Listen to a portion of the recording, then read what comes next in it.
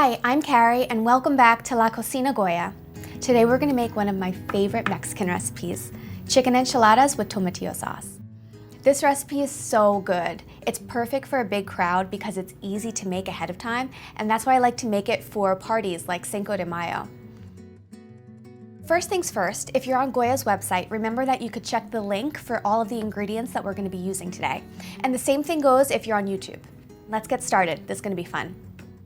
I have 2 large chicken breasts with the bone and skin on, and the first thing I'm gonna do is I'm gonna season them. I love using Goya adobo. It's an all-purpose seasoning blend made with garlic, oregano, other Latin spices, and it gives the chicken incredible flavor. Just add the chicken to a pot with enough water to cover the chicken completely.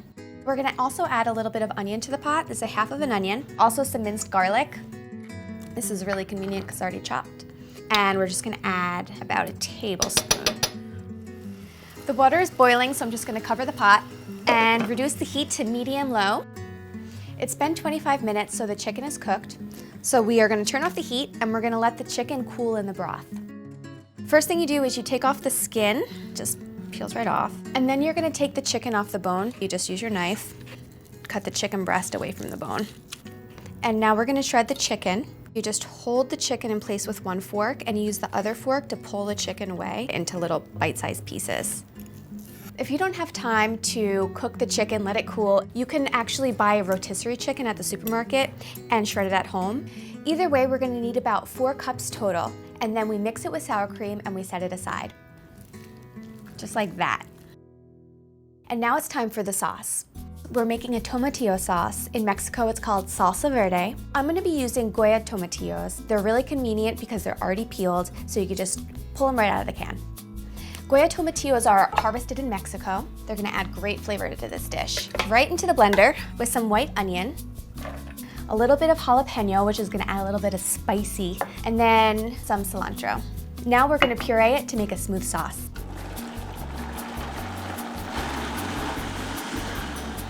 We're gonna cook the sauce to get rid of those raw flavors of the ingredients.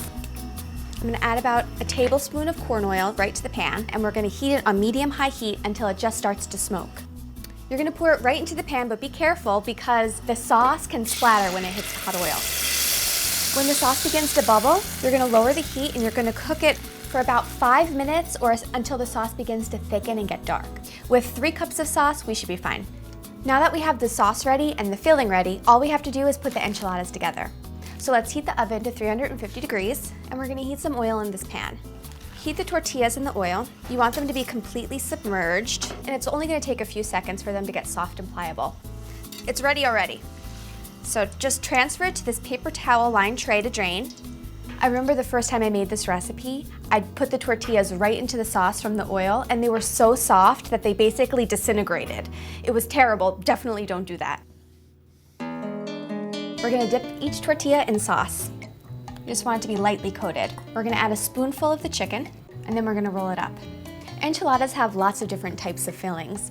I remember the first time I ever tried enchiladas, my aunt made them for my uncle who's a vegetarian, and she filled the enchiladas with black beans and squash. I was a kid and that did not sound good to me at the time, but she had covered them with cheese and they were bubbling and delicious. Oh my gosh, they were so good. So yes, you can really fill enchiladas with really anything you want. Use your imagination. Do the same thing with the remaining tortillas, the sauce, and the chicken, and you put them seam side down in the baking dish, and then you're gonna cover it with the rest of the sauce and put them in the oven to cook for about 10 minutes until they're heated through. For the final touch, we top the enchiladas with some cream, crumbled cheese, and some onion. Now that they're done, it's time to eat. Enjoy! And remember, for more great recipes and coupons, visit us at goya.com.